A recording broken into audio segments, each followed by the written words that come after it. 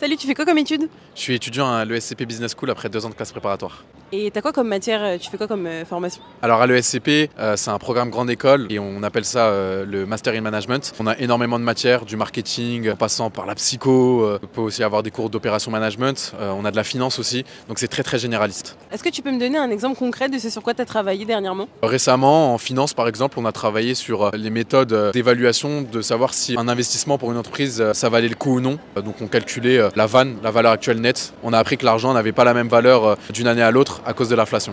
Toi, pourquoi tu as choisi ces études? À la base, en terminale, je savais pas du tout ce que je voulais faire. J'étais pas spécialement un très bon élève, j'étais dans la moyenne, je dirais. Et puis on m'a parlé de la prépa ECT. J'étais en terminale STMG et on m'a dit voilà qu'il fallait bosser dur pendant 2 ans pour avoir une bonne école. Et moi, vu que je suis quelqu'un qui aime le challenge, j'ai voulu me challenger. Je me suis dit bon, au pire, si ça me plaît pas, j'arrêterai au bout de 2-3 mois. Mais au final, ça m'a plu de ouf et j'ai fait 2 ans de prépa ECT. C'est quoi le mot que tu utilises le plus dans tes études? Un mot que ma prof d'espagnol en prépa ECT m'a donné, pugnacité. Faut être quelqu'un de pugnace, faut rien lâcher, faut toujours y aller. C'est un synonyme entre guillemets de persévérance. Est-ce que tu peux me parler d'une application ou d'un truc vraiment utile pour les étudiants comme toi, pour aider dans les cours, dans les révisions, etc.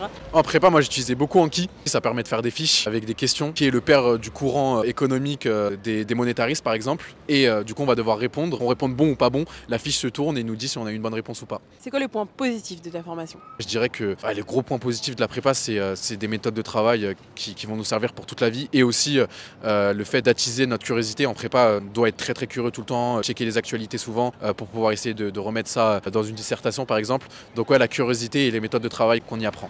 Est-ce qu'il y a un point négatif? C'est pas fait pour tout le monde malheureusement et du coup quand on n'est pas prêt à avoir autant d'heures de travail par jour, par semaine, on peut être très vite confronté à l'échec et en fait si on est une personne qui n'aime pas du tout l'échec, en prépa malheureusement ça va pas le faire. Est-ce que toi tu as rencontré une difficulté? Les maths en prépa au début c'était très difficile. Quand j'étais en terminale, je réussissais toujours à me maintenir à 12, 13 sans forcément bosser et là en prépa non, ça n'existe pas et je me tapais des 2, 3 en maths. J'avais 8, j'étais content. Et comment tu as surmonté cette difficulté? Le fait de bosser en groupe, je pense que c'est ce qui m'a le plus aidé en prépa, notamment pour les maths. C'est quoi ta méthode de travail? Dans tous les cas, je finissais à 17h, 16h, 15h, même 18h, j'allais à la bibliothèque jusqu'à 22h. Je faisais les grosses matières au début parce que j'étais entre guillemets frais, il restait encore de l'énergie et donc je pouvais faire des maths, de l'économie dès le début, dès que j'arrivais à la bibliothèque. Et après, un peu plus chill, je pouvais bosser les langues, bosser le droit. Qu'est-ce que tu vas faire après? Après mes études, j'aimerais bien bosser en finance en corpo. Après, je suis pas du tout fermé dans le sens où pour l'instant c'est ce que je veux faire, mais je pense que mes expériences, mes stages vont me permettre d'attiser ma curiosité vers un autre domaine potentiellement. Un petit mot pour finir peut-être? Un petit mot pour finir, bon courage à tous les étudiants, force, on est tous dans la même galère